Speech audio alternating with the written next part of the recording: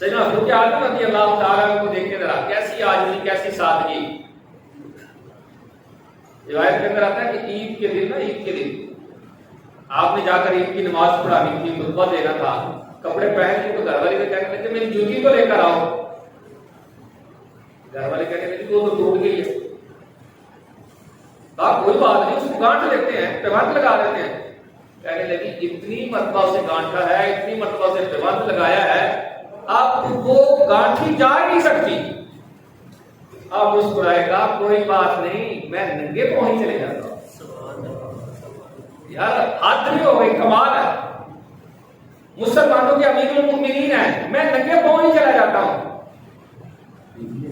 لوگ کیا کریں گے؟ مسلمانوں کے امیر المؤمنین ہیں، آپ خلیفۃ المسلمین ہیں. آپ نے فرمایا چپ کر.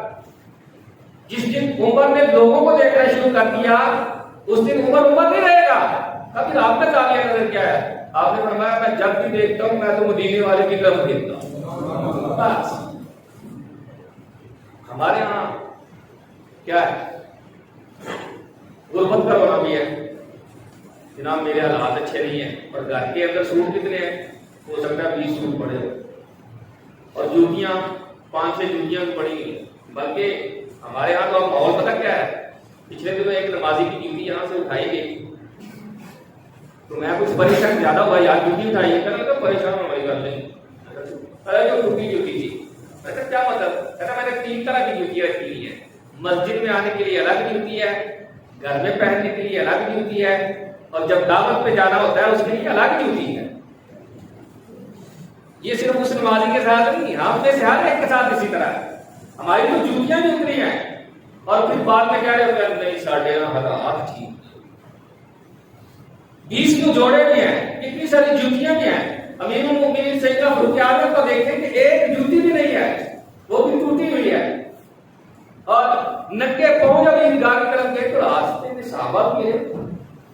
کہنے لگے یار عمر یہ کیا بات ہے؟ ننگے پاؤں عید کا دن ہے اور ننگے پاؤں آ رہے ہو.